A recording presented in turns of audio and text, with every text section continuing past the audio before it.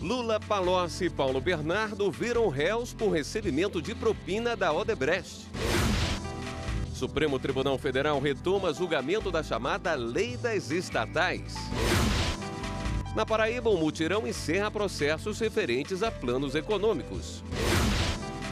Justiça Mineira condena um fotógrafo por falha na prestação de serviços. O TJ mineiro entendeu que se trata de uma relação de consumo e condenou o fotógrafo a pagar R$12 mil por danos morais. E ainda, prevista na reforma trabalhista, as empresas podem determinar que tipo de roupa você deve usar no ambiente de trabalho. As roupas, elas devem atender à filosofia da empresa, à necessidade do empregado e à saúde do empregado.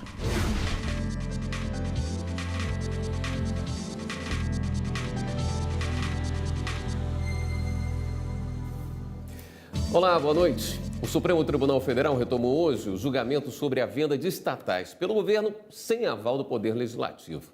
Repórter Carla Lucena acompanhou a sessão e ao vivo tem os detalhes pra gente. Boa noite, Carla. Olá, William. Boa noite para você. Boa noite a todos que nos acompanham no Jornal da Justiça.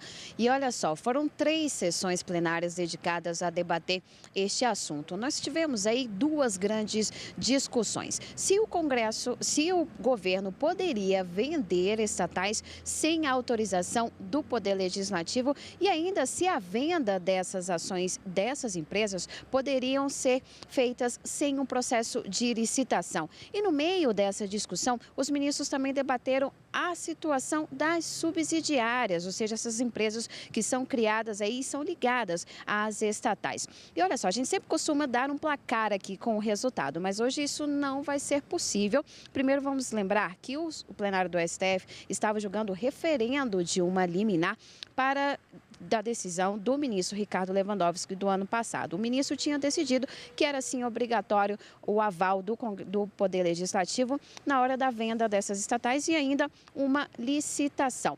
Hoje, 4 ministros votaram para referendar essa decisão.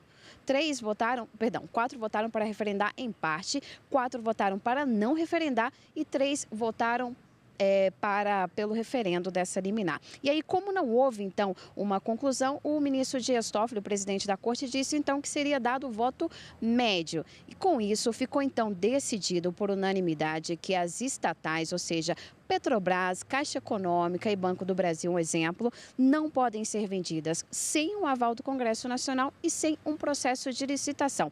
Mas os ministros entenderam que para as subsidiárias poderia sim haver uma flexibilização. Isso quer dizer que nesses casos as ações dessas empresas podem ser vendidas sem passar por um processo de licitação. Mas os ministros deixaram muito claro que isso deve ocorrer dentro da competitividade, ou seja, as empresas interessadas em comprar essas ações devem passar aí por uma espécie de concorrência para poder comprar essas ações. Vamos agora acompanhar na reportagem como começou o julgamento hoje.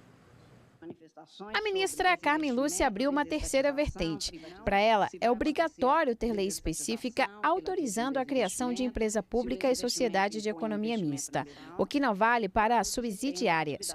Mas, diferentemente dos ministros Alexandre de Moraes e Luiz Roberto Barroso, para a ministra, essas transações precisam passar por algum tipo de processo licitatório. Licitação é exigida sempre, é ela que garante que nós não saiamos de uma situação de ineficiência do Estado para ficar nas mãos também de particular, que é escolhido com quebra do princípio da impessoalidade, é ela que impede a eficiência, porque a busca do lucro eventualmente faz com que o cidadão seja destratado e não com melhor cumprimento, melhor atendimento.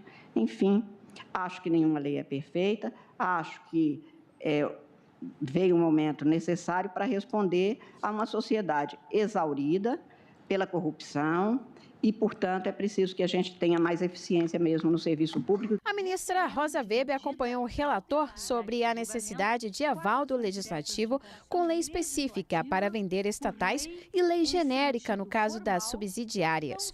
Mas disse que não é necessário submeter essas operações à licitação.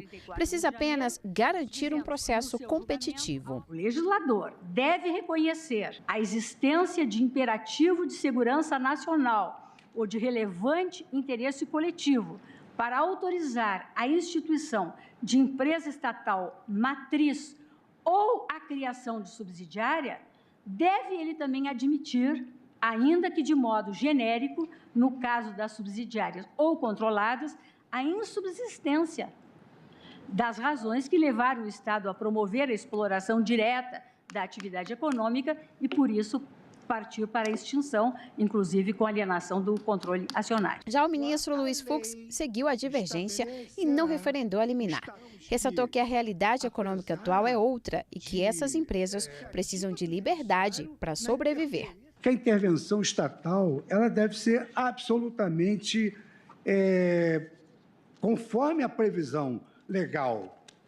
E os tempos são absolutamente outros. Não se pode invocar com a devida vênia, decisões judiciais de outrora, quando houve uma mudança completa de paradigma. E o Brasil realmente vive um momento que precisa de investimentos, precisa de mercado de trabalho e precisa vencer essa suposta moralidade que há com essa tutela excessiva das empresas estatais, não deixando-as mais flexível no âmbito econômico.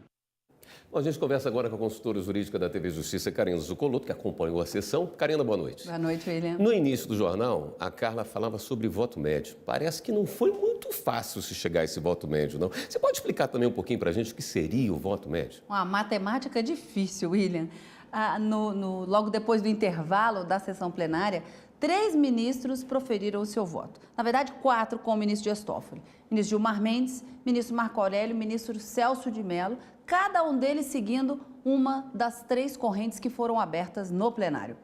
Alguns referendando a medida cautelar proferida pelo ministro Ricardo Lewandowski, outros dando acompanhando em parte a medida cautelar e cada um com uma fundamentação diferenciada com alguma peculiaridade, e 4 ministros que não referendavam essa medida cautelar. E depois do intervalo, como eu disse, 3 ministros, cada um entrou numa dessa corrente e o ministro Dias Toffoli teve que fazer, então, o voto médio. E ele juntou aqueles ministros que não referendavam com os ministros que referendavam parcialmente para tentar chegar a uma conclusão final que atendesse a todos, já que se trata aqui de uma medida cautelar proferida para dar interpretação conforme a um dispositivo da lei que trata do Estatuto das Estatais e que tem eficácia vinculante, ou seja, deve ser observado esse entendimento no momento da venda das ações e do controle acionário dessas empresas públicas ou sociedade de economia mista, suas subsidiárias e também controladas. Então, era preciso que ficasse bastante claro de que maneira a maioria do Supremo entendeu. E eu confesso a você que durante o julgamento de ontem, durante toda a tarde e de hoje, foi difícil acompanhar essas pequenas divergências, mas hoje chegou, o ministro Dias Toffoli conseguiu alcançar um resultado final que atendesse aos interesses, ou pelo menos aos votos, da maioria dos ministros. E aí, se estabeleceu 2 premissas. Para a venda do controle acionário da empresa-mãe, vamos dizer assim, das empresas públicas e sociedades de economia mista chamadas matrizes, o Supremo entendeu que é preciso sim uma lei que autorize a venda do controle acionário e também que seja realizada a licitação. No entanto, para as subsidiárias e para as controladas, não é preciso uma lei autorizativa, uma vez que a lei que já criou previu que ela também poderia ser vendida e que não é preciso a licitação, mas os ministros bateram bastante forte na tecla de que é preciso que se garanta durante o processo de venda desse controle acionário das subsidiárias e das controladas um processo competitivo, garantindo os princípios elencados no artigo 37, que são os princípios da administração pública. Na pauta de hoje, ainda estavam presentes outras ações, inclusive uma medida cautelar, um referendo em medida cautelar da relatoria do ministro Edson Fachin, que tinha uma ligação bastante forte com a medida cautelar deferida pelo ministro Ricardo Lewandowski. Esses 3 casos devem voltar no plenário na próxima quarta-feira para serem julgados com base na tese, ou então pelo menos nesse resultado final que foi proclamado na sessão plenária de hoje. Então, esses 3 julgamentos de hoje passam a ser julgados na próxima quarta. Bom assunto para o programa Plenários do final de semana. Só empresas estatais e venda do controle acionário, esse é o tema. Muito bem, Karina, obrigado pela presença aqui. Eu que agradeço. E antes do plenário, os ministros do Supremo se reuniram para uma sessão administrativa e aprovaram uma proposta de emenda ao regimento interno do Supremo. Ela aumenta o número de processos que podem ser julgados virtualmente. A partir de agora, será possível analisar medidas cautelares e tutelas provisórias pelo sistema informatizado, desde que tenham jurisprudência na Corte. O Supremo Tribunal Federal divulgou um balanço das atividades de maio deste ano. O plenário realizou 10 sessões presenciais e julgou 35 processos. Os julgamentos acompanharam a pauta estabelecida em dezembro do ano passado pelo presidente do STF, ministro Dias Toffoli, para garantir aos operadores de direito e à sociedade o conhecimento antecipado dos temas a serem tratados. Entre os temas, assuntos de grande relevância por serem de matéria com repercussão geral reconhecida, ou por mobilizar parcelas da sociedade em torno de questões políticas, econômicas e de interesse público, como imunidade, direitos políticos, transporte por aplicativos, indulto, foro especial, medicamentos e reforma trabalhista. O ex-presidente Lula e os ex-ministros Antônio Palocci e Paulo Bernardo viraram réus. Eles são acusados de receber propina da construtora Odebrecht em troca de favores políticos. A decisão da Justiça Federal em Brasília, que acatou a denúncia feita pelo Ministério Público. De acordo com o processo, as vantagens ilícitas chegariam ao montante de 64 milhões de reais. Foi sancionada hoje a lei de drogas sejam internados mesmo contra a vontade deles. Pelo texto, essas pessoas poderão ser levadas para centros de tratamento, mesmo que não queiram, desde que tenham a anuência de um médico. A internação pode ocorrer a pedido da família, do responsável legal ou de servidor público da área de saúde. A internação involuntária deve durar no máximo 90 dias. O Ministério Público e a Defensoria Pública devem ser informados dos casos. E a família ou o representante legal poderão a qualquer momento pedir ao médico a interrupção do tratamento. E a seguir, a Justiça da Paraíba encerra mutirão para julgar processos envolvendo planos econômicos. Fomentar a cultura do consenso, a construção de acordos e fortalecer a política judiciária de solução de conflitos.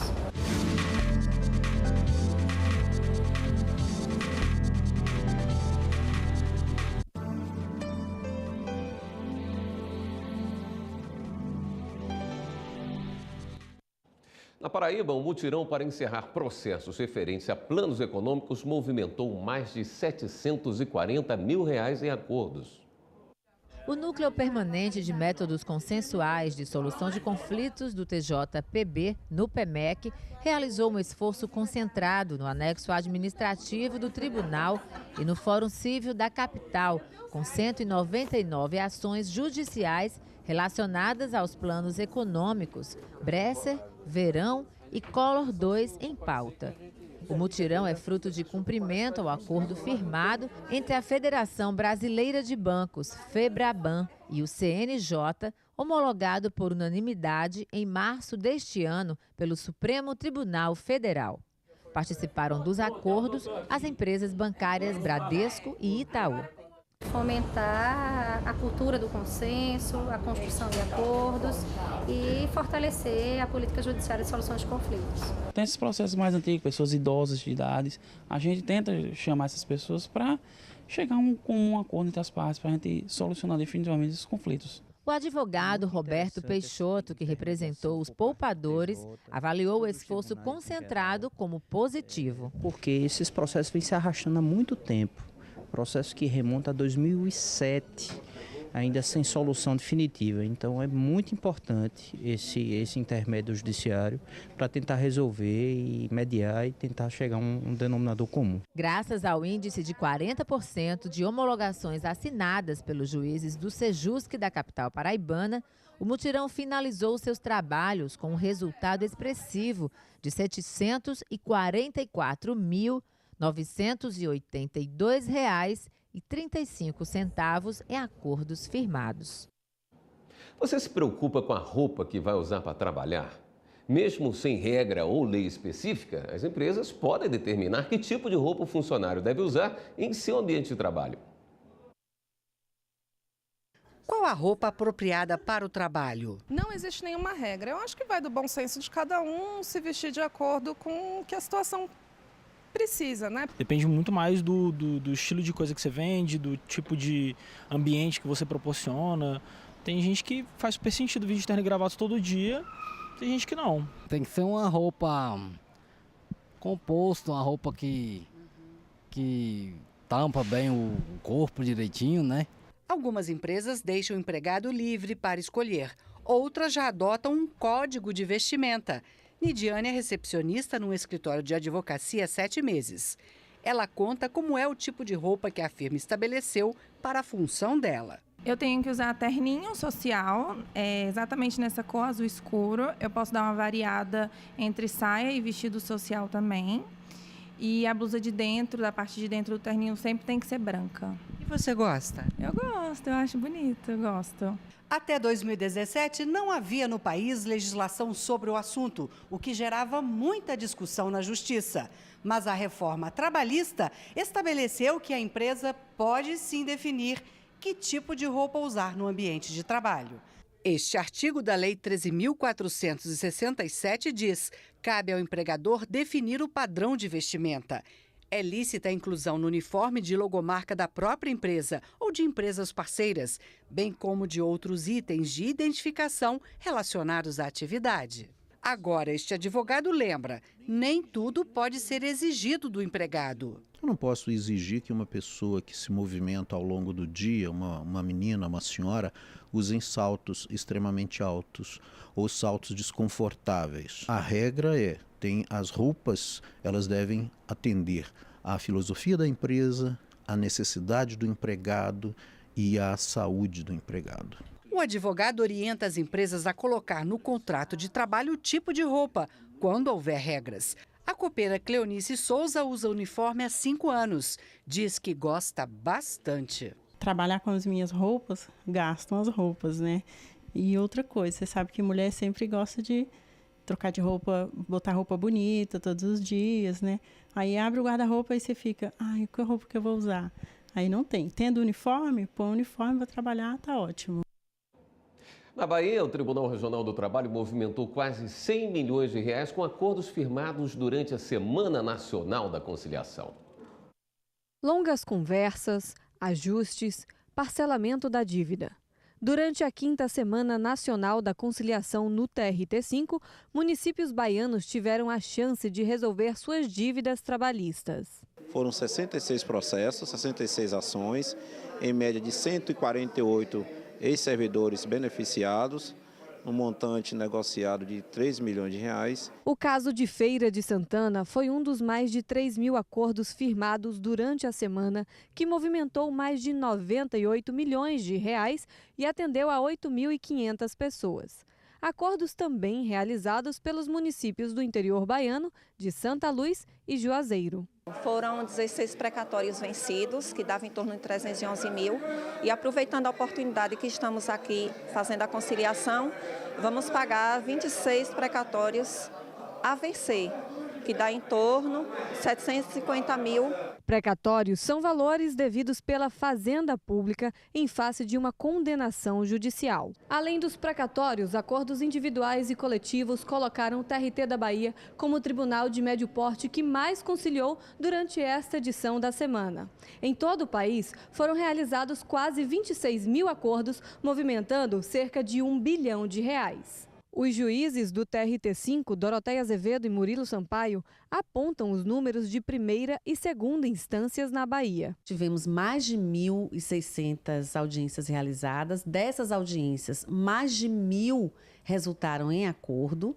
E, no total, nós chegamos a mais de 24 milhões de reais em valores correspondentes a acordos fechados. Novamente, o Tribunal da Bahia mostra que o empenho, que o esforço deu um grande resultado, né? Em especial o juízo de conciliação de segundo grau, que também é o Sejusc 2, mostra que a gente tem uma tradição muito boa e muito exitosa na conciliação de processos de imprecatórios, de processos de acordos globais, de mutirões por empresa e agora cada vez mais de conciliação na fase recursal. Então a gente nessa semana fez muitas audiências, a gente fez 250 sessões que envolveram mais de 7.000 pessoas.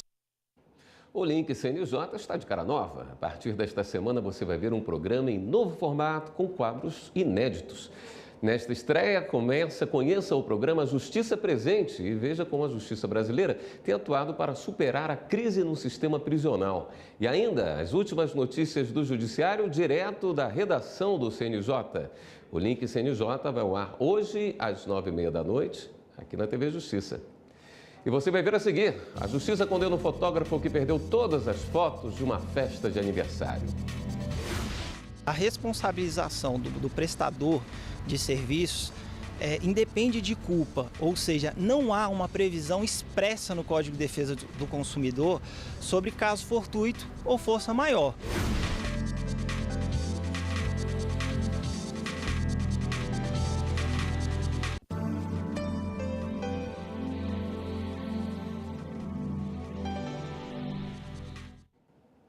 Em Minas, um fotógrafo foi condenado por falha na prestação de serviços. Ele perdeu todas as fotos da festa de aniversário de 15 anos de uma cliente. Casamentos, formaturas, eventos que reúnem vários prestadores de serviços, como de decoração, comida, imagens. Felipe trabalha como fotógrafo há 20 anos. Hoje ele faz fotos para campanhas publicitárias, mas já foi contratado várias vezes para fotografar aniversários e casamentos no início da carreira. Ele conta que passou por algumas saias justas. Eu ainda fotografava em filme, eu fui para um evento e não verifiquei meu equipamento, estava com a bateria descarregada, só consegui fazer uma parte das fotos, porque o flash não funcionava, ficou tudo escuro e o resto não saiu, então não consegui entregar o material, acabei perdendo o contrato e não sendo pago também. Foi o que aconteceu também com um fotógrafo em Montes Claros, Minas Gerais. Ele perdeu todas as fotos de um aniversário de 15 anos por falha no cartão de memórias. A mãe da debutante pediu reparação na justiça e o TJ mineiro entendeu que se trata de uma relação de consumo e condenou o fotógrafo a pagar R$12 mil por danos morais. Na defesa, o fotógrafo alegou o caso de força maior porque ele guardou o cartão de memória no bolso e quebrou. Mas os desembargadores não aceitaram e consideraram que ele deve responder pela falha na prestação de serviço. Este advogado explica que a responsabilidade é objetiva e esse argumento na prestação de serviço é muito comum para tentar excluir a responsabilidade do fornecedor. O Código de Defesa do Consumidor ele é claro, independe de culpa. A responsabilização do prestador de serviços independe de culpa, ou seja, não há uma previsão expressa no Código de Defesa do Consumidor sobre caso fortuito ou força maior. Alguns doutrinadores entendem que nem deveria ocorrer. Felipe aprendeu a lição e passou a adotar alguns procedimentos para minimizar os riscos e garantir a entrega do trabalho a tempo e com qualidade. Mais de uma carga de bateria, mais de um cartão de memória, se possível, durante o evento, você ir para um lugar com um computador, baixar o seu cartão, fazer uma cópia no disco do computador, fazer uma outra cópia em um outro HD. Agora é hora de dar um giro na rede para saber das últimas notícias.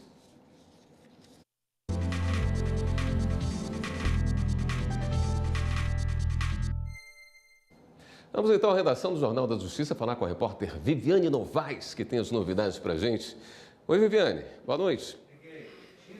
Boa noite, William, e boa noite a todos. Olha, a gente começa o giro sobre o caso do médium João de Deus. O líder espiritual, de 77 anos, deixou o hospital e voltou para o complexo prisional de Aparecida de Goiânia. A transferência foi uma decisão do Superior Tribunal de Justiça, que negou o habeas corpus pedido pela defesa de João de Deus.